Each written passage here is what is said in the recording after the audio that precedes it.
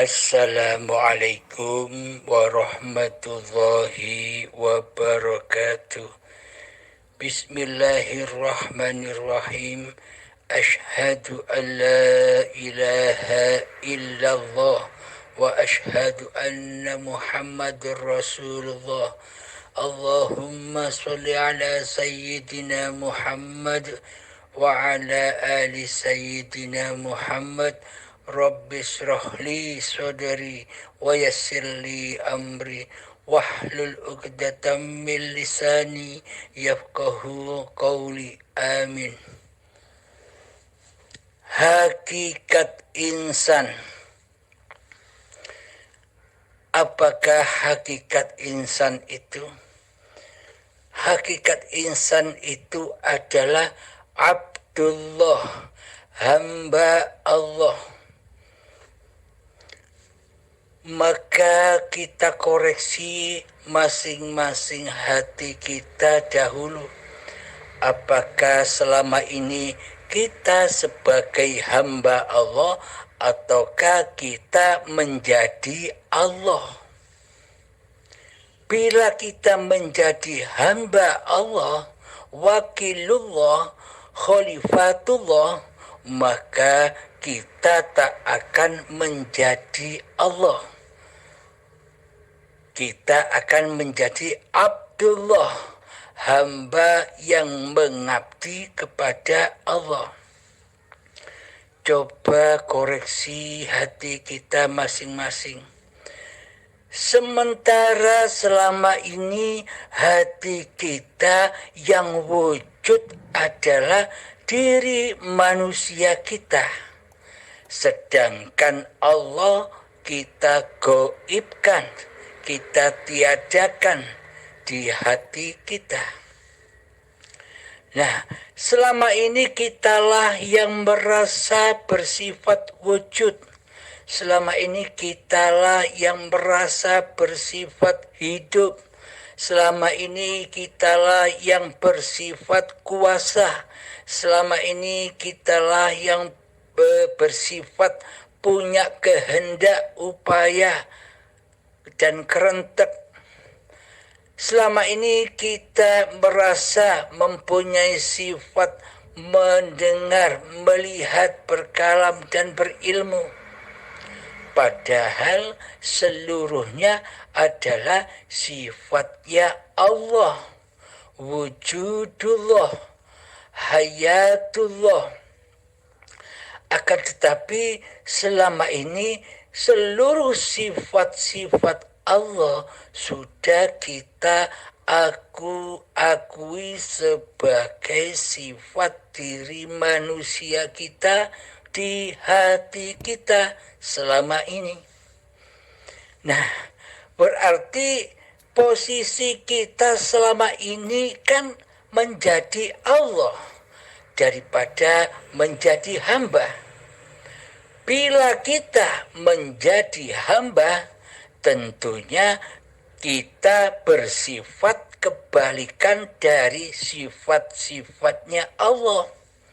Bila Allah wujud, kita insan ini tidak wujud, adam, tidak ada dan gaib.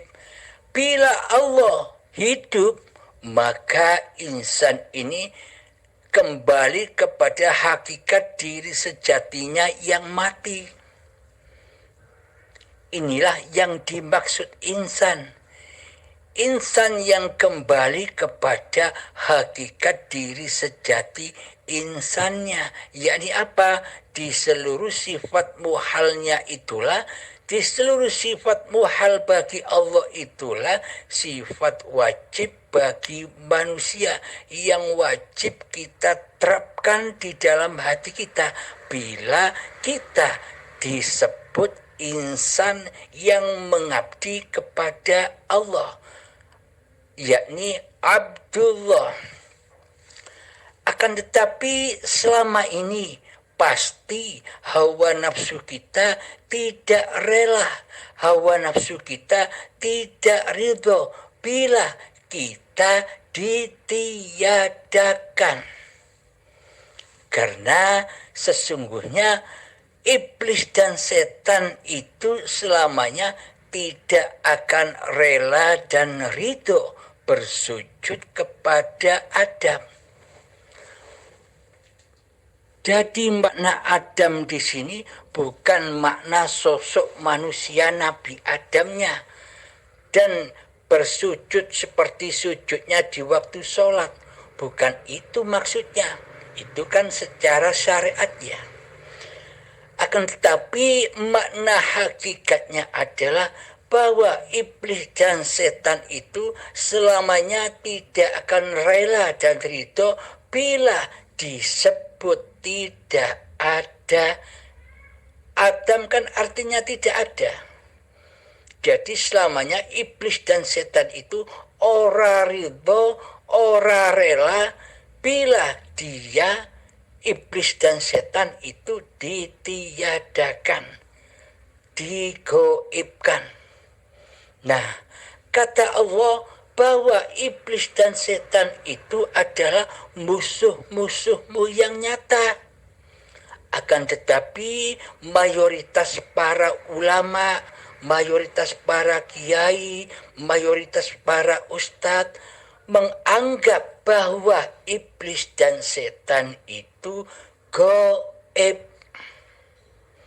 Nah, ini kan tidak sesuai dengan ayatnya Allah di dalam Al-Quran. Berarti selama ini kita tidak mengimani ayatullah, firman Allah, yakni bahwa iblis dan setan itu adalah musuh-musuhmu yang sangat nyata. Apa yang dimaksud ayat Allah bahwa iblis dan setan itu musuh-musuhmu yang nyata? Maksudnya adalah ketika di dalam hati kita ini masih mentuhani hidup dan badan kita, inilah yang dimaksud Allah iblis dan setan. Ya kita sendiri iblis dan setannya.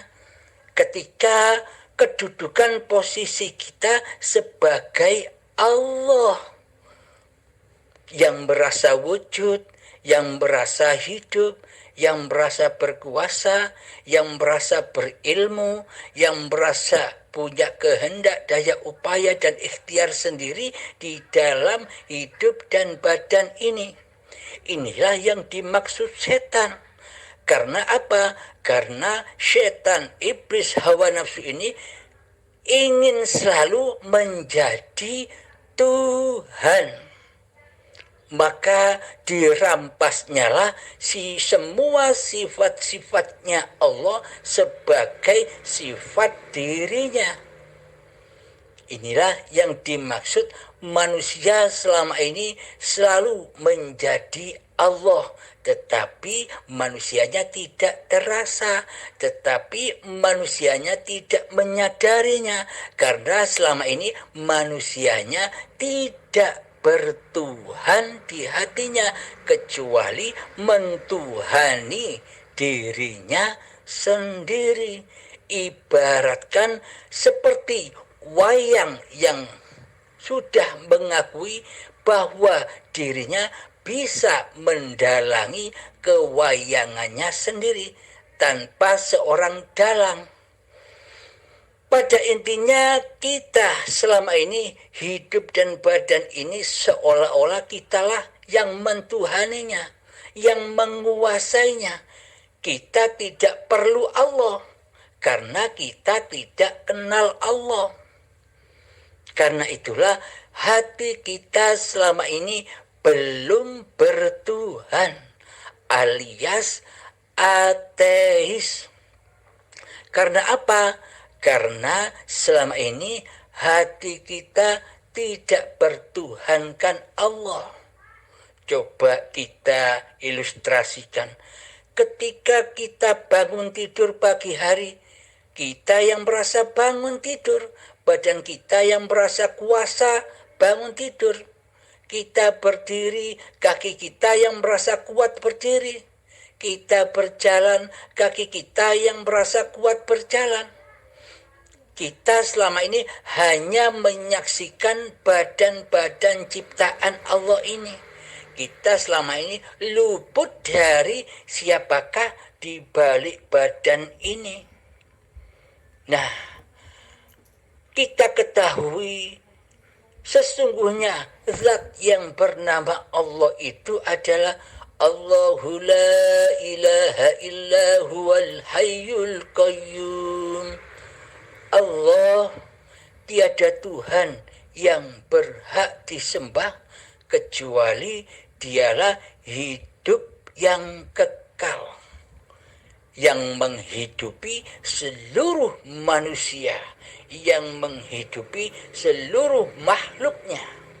Jadi sangat jelaslah bahwa hidup ini Allah.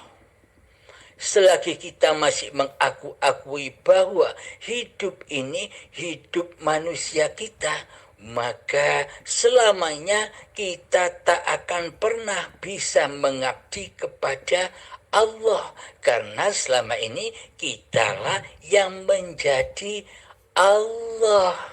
Demikian sahabat, apabila ada yang ditanyakan silahkan, monggo.